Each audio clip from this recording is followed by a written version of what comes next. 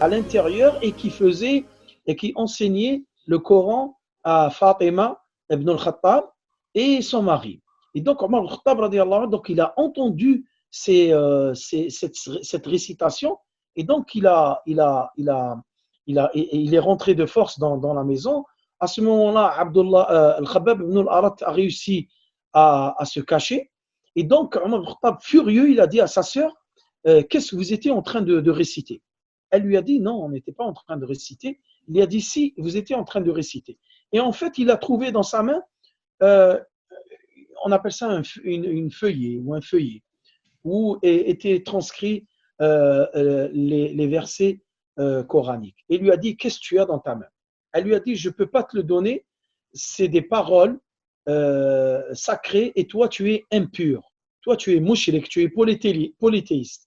Va te laver et purifie-toi et je te donnerai ces feuillets où il y a ces paroles sacrées qui sont les paroles d'Allah Azza wa Jal. Et il leur a dit, donc vous vous êtes convertis. Elle lui a dit non. Elle ne voulait pas dire la vérité dès le début. Et ensuite, il a commencé à lever la main, il a frappé son beau-frère, il s'est mis carrément sur lui, il l'a écrasé, il s'est mis sur lui, il a commencé à le frapper. Et donc, sa sœur Fatima radiallahu anha a poussé son frère, Omar ibn Khattab, afin de secourir, porter secours à son mari. Et donc, Omar ibn Khattab a levé la main sur sa sœur et il l'a giflé tellement fort qu'il lui a carrément fait saigner son visage. Et donc, ensuite, énervé par cela, elle lui a dit, c'est vrai, on s'est converti. Et alors, si la vérité, elle est dans la ilaha illallah, pourquoi tu veux qu'on ne le dise pas? Eh bien, on te le dit, on s'est converti. Et donc, Omar al-Khattab radiallahu anhu était touché par ce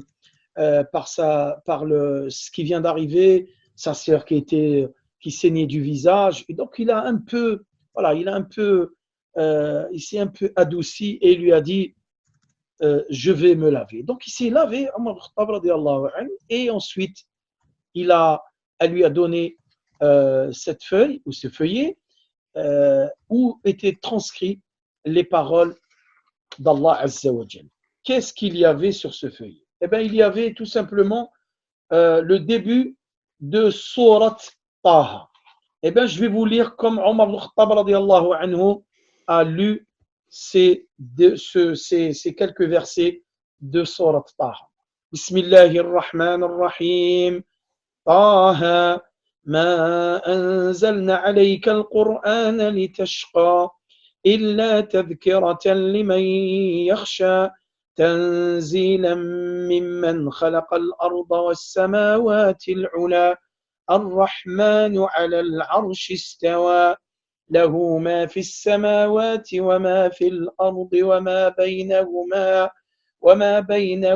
وما تحت الثرى وإن تجهر بالقول فإنه يعلم السر وأخفى الله لا إله إلا هو له الأسماء الحسنى فأكمل القراءة حتى وصل إلى إنني أنا الله لا إله إلا أنا فاعبدني وأقم الصلاة لذكري فتوقف عمر عند هذه الآيات. Donc je disais, Omar ibn Khattab radiallahu anhu a commencé à lire les premiers versets de Surat Taha. Je vais vous lire quelques versets en français. Taha, nous n'avons point fait descendre sur toi le Coran pour que tu sois malheureux, si ce n'est qu'un rappel pour celui qui redoute Allah Azza wa Jal, et comme une révélation émanant de celui qui a créé la terre et les cieux sublimes. Le tout miséricordieux s'est établi, istawa, sur son trône.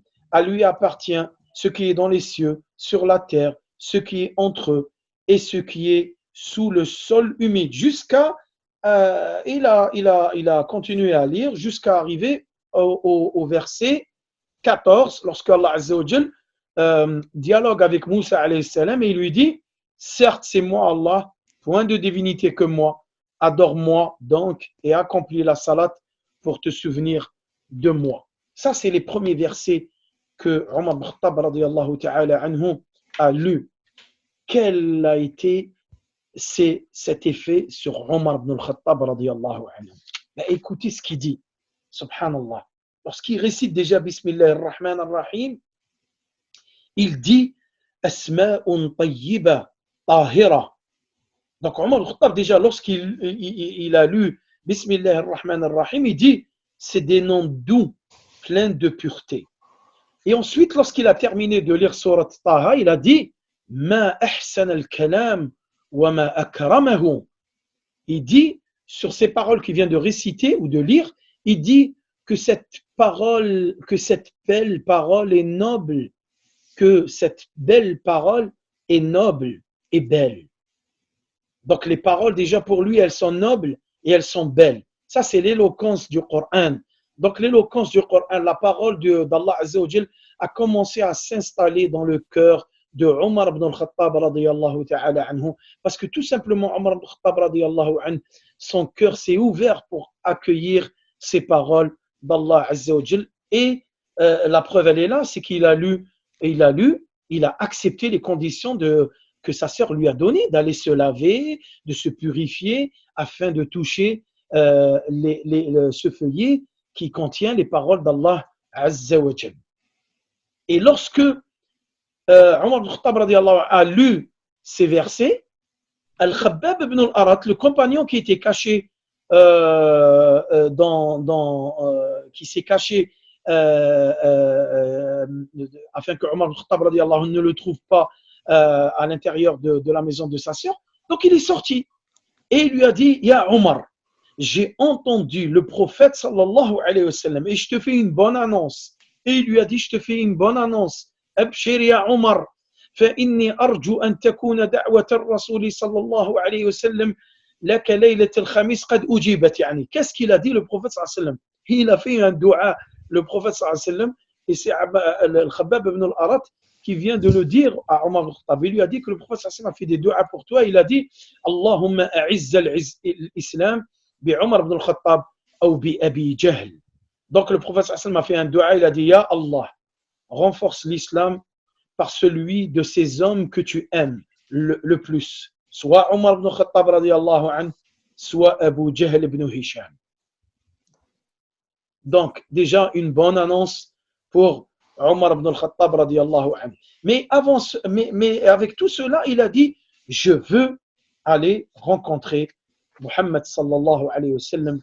Dulluni ala Muhammad. Montrez-moi, dirigez-moi vers Muhammad sallallahu alayhi wa sallam. Je veux aller rencontrer Muhammad sallallahu alayhi wa sallam. Et donc, il est parti voir le prophète sallallahu alayhi wa sallam. Et lorsqu'il s'est approché de la maison où le prophète sallallahu alayhi wa sallam était réuni avec les compagnons, avec Hamza radiyallahu anhu et avec tous les compagnons.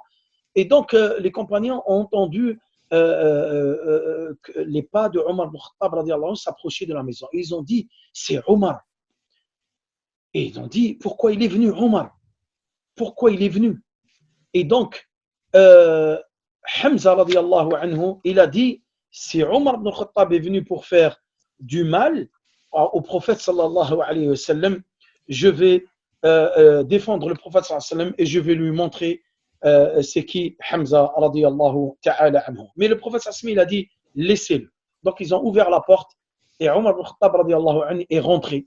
Et ensuite le prophète sallallahu s'est approché de lui et il l'a tenu par ses épaules et il l'a secoué tellement fort et il lui a dit Ya Omar, ama anta muntahi ya Omar hatta yanzil Allahu bik أن ينزل الله بك من الخزي والنكال ما نزل بالوليد بن المغيرة.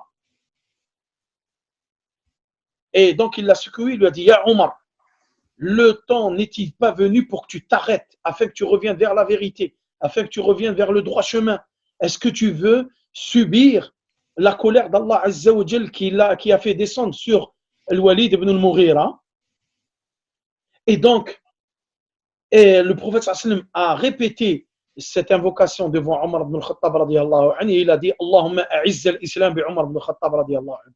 Et donc le prophète sallallahu a répété cette invocation de Omar ibn Khattab radiallahu anhu, il a dit Ya Allah, renforce l'islam avec la conversion de Omar ibn Khattab radiallahu anhu. Et à ce moment-là, Omar ibn Khattab radiallahu anhu, il a dit Ashhadu an la ilaha illallah wa annaka ya Rasulullah wa annaka Rasulullah. Fa aslama Omar. Omar vient de se convertir.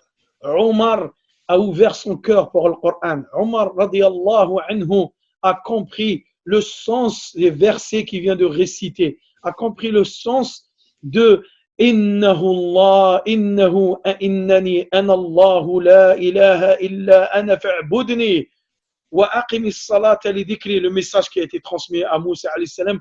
Omar ibn Khattab l'a lu, il l'a compris que ce message est un message d'Allah azza wa jal, c'est un message divin, c'est les paroles d'Allah azza wa jal. فكبر عمر النبي صلى الله عليه وسلم وكبر الصحابة وكبر كل أهل البيت تكبيرة سمعها أهل المسجد من الحرم.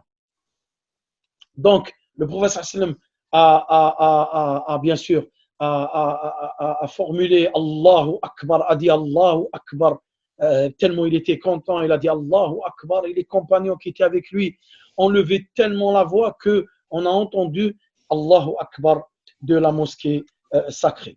هذا هو عمر بن الخطاب رضي الله تعالى عنه الذي فتح هذا القلب للقرآن وغيره القرآن بفضل الله تعالى ومنته عليه، فأصبح يلقب كما لقبه النبي صلى الله عليه وسلم بالعمر الفاروق. عمر الفاروق، عمر الفاروق الذي فرق الله به بين الحق والباطل. Omar ibn Khattab radiallahu anhu, le prophète sallam lui a donné un surnom, il lui a dit à partir d'aujourd'hui, je t'appellerai le Farouk, yani celui qui est venu pour trancher entre le bien et le mal. Tu es au milieu, tu es venu pour trancher entre le bien et le mal. Voilà, ça c'est le premier personnage et la première personnalité qui a marqué l'histoire musulmane. Et vous avez vu, j'ai mis quand même une demi-heure pour parler, pour faire un petit résumé, hein, parce que je ne voulais pas rentrer dans les détails, et j'ai même limité de prononcer en arabe, donc j'ai fait un peu rapidement de la traduction. Alors voilà, je ne sais pas, est-ce qu'on doit continuer? Est-ce que vous ouvrez la porte aux questions? On voit, est-ce que vous voulez qu'on commence avec un deuxième personnage, ou est-ce que vous voulez qu'on les laisse pour lundi, Inch'Allah, et on continuera avec les deux autres personnages? À vous la parole. Barakallahu fik, Oustad Amin. On va voir s'il y a une ou deux questions, mais pour le moment, j'ai pas de questions sur le chat. Si on a une question orale, on la prend. Sinon, Inch'Allah, tu peux continuer, Inch'Allah, sur la deuxième personnalité si on n'a pas de questions. Donc, pour le moment, Haj Ahmed, oui. il faut dire aux personnes que si celui ou celle qui veut poser une question, elle clique sur la main qui est en bas de l'écran. Là, ils t'entendent, donc très bien. C'est des frères ou des sœurs souhaitent poser des questions, du coup, qu'ils cliquent sur la réaction pour poser la question. Sinon, l'Oustad Amin, Wassil, Inch'Allah, sur la deuxième personnalité, on va voir si une question, Inch'Allah, on peut t'interrompre, Inch'Allah. Yallah, ala barakatillah. إذن أسلم عمر بن الخطاب رضي الله عنه. Donc, Omar ibn Khattab radiallahu anhu s'est converti. Donc, il y a une personnalité, une force qui s'est ralliée à la religion musulmane. C'est Omar ibn Khattab radiallahu anhu, un héros, le deuxième héros après Hamza ibn Abdel Muttalib. Donc, on a deux personnalités très très fortes qui viennent renforcer la religion musulmane. Le premier, bien sûr, qui était Hamza, l'oncle du prophète sallallahu alayhi wa sallam, Hamza ibn Abdel Muttalib. Et là, Omar ibn Khattab radiallahu ta'ala anhu, qui vient de se convertir. Pour information, donc c'était la 6e année après le Bi'tha. Donc on est à la 6e année après le Bi'tha. Donc Quraysh, elle a changé complètement sa méthode avec Mohammed sallallahu alayhi wa sallam. Maintenant, ils sont rentrés dans une méthode essayer de corrompre le prophète sallallahu alayhi wa sallam, ou essayer de le faire tenter par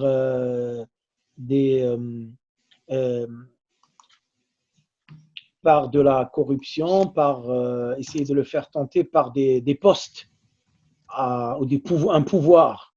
Et donc, un des notables de Quraysh qui s'appelle Utba ibn Rabi'a a trouvé cette idée. Et il a dit, est-ce que l'un de nous peut aller dialoguer avec Mohammed et lui proposer tout simplement des choses qui pourraient le tenter à changer d'avis, à changer tout simplement cette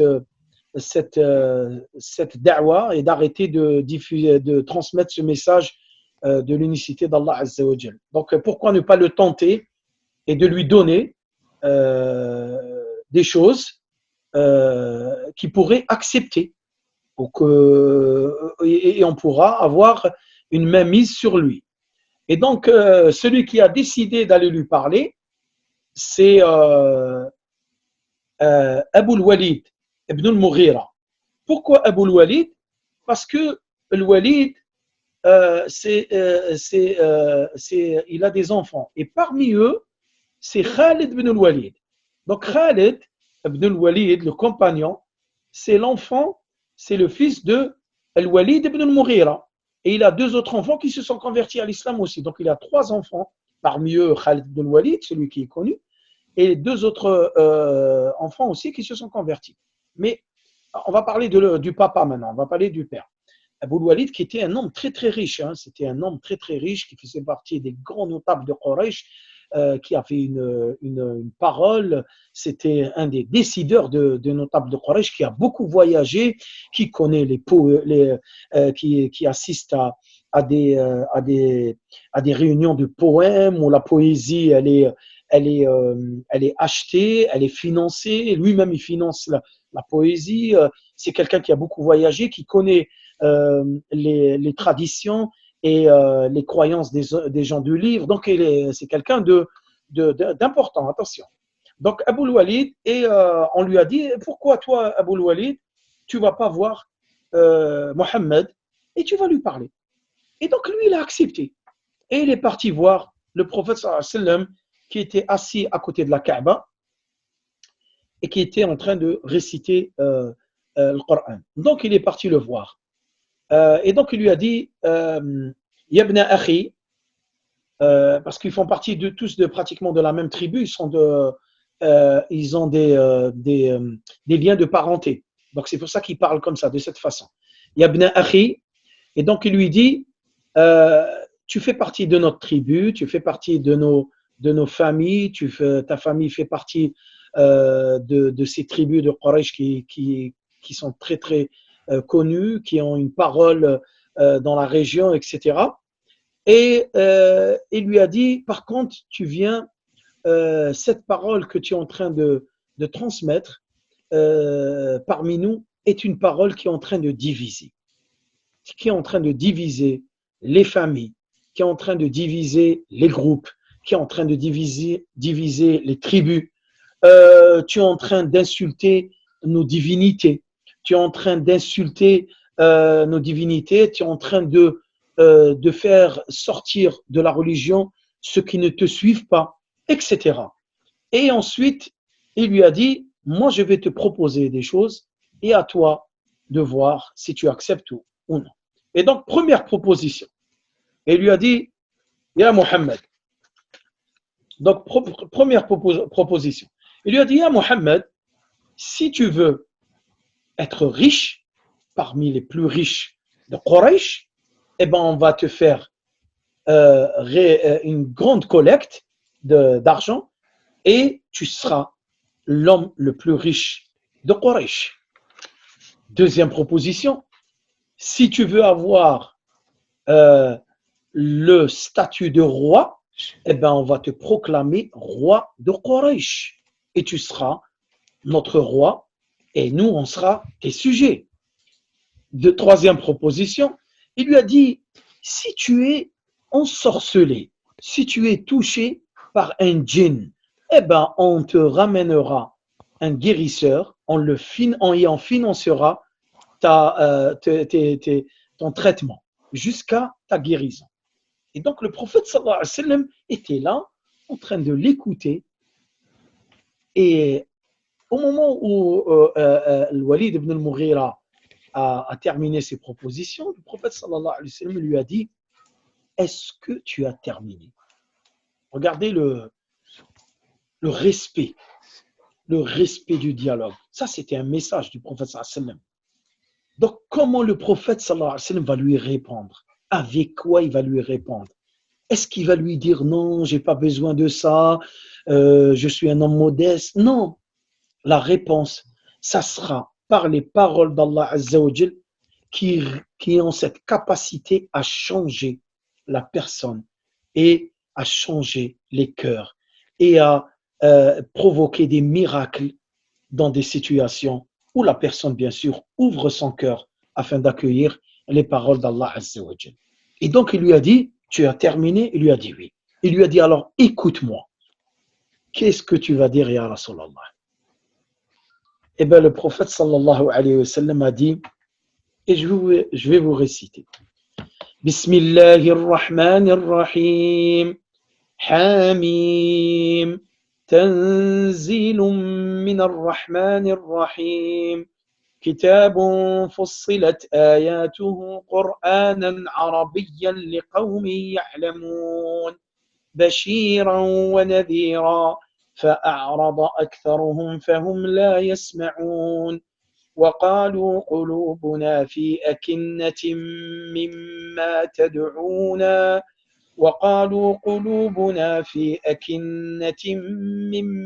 تدعونا إليه وفي آذاننا وقر ومن بيننا وبينك حجاب فاعمل إننا عاملون. حتى وصل النبي صلى الله عليه وسلم إلى الآية: فإن أعرضوا فقل أنذرتكم صاعقة مثل صاعقة عاد وثمود. فأصاب الوليد بن المغيرة الرعب من هذه الآية. Lorsque le prophète sallallahu alayhi wa sallam a lu les premiers versets de Surat Fussilat, les versets détaillés, cette sourate, les premiers versets, le prophète sallallahu alayhi wa sallam a lu. Et lorsqu'il est arrivé à un verset où il a dit, le prophète sallallahu alayhi wa sallam: s'ils s'en détournent, alors dis-leur: je vous ai averti d'une foudre semblable, s'ils s'en détournent, alors dis-leur: je vous ai averti d'une foudre semblable à celle qui frappa les Ad et Thamoud. Al-Walid ibn al-Mughira a une connaissance des livres qui ont été révélés, la Torah et l'Injil, sur les gens du livre. Donc, et il a des histoires, il connaît ces histoires de Ad et Thamoud, il connaît. Donc, lorsqu'il a entendu ça, il a été effrayé. Et il s'est retrouvé dans une situation de peur jusqu'à mettre sa main sur la bouche du prophète sallallahu alayhi wa sallam et il lui disait: Hasbuka, hasbuka, nashadtuka Allah wa rahim, hasbuk, hasbuk. Donc il a mis la main sur la bouche du prophète sallallahu alayhi wa sallam, il lui a dit: je t'en supplie, par le lien du parenté qu'il y a entre nous, je t'en supplie, tais-toi, tais-toi, tais-toi. Effrayé par ce qu'il vient d'entendre. Donc ce Coran qui vient d'être récité, il a touché ce cœur. Donc il l'a effrayé, car il lui a donné des vérités. Et le Walid ibn al-Mughira connaît ces vérités. Il sait ce qui s'est passé. Il sait que ça veut dire la foudre qui a touché Ad et Thamoud. Cheikh El-Fadil, est-ce que je peux t'interrompre, Inch'Allah, comme on arrive, Inch'Allah, au terme du créneau. On va peut-être essayer de prendre, Inch'Allah, une ou deux questions.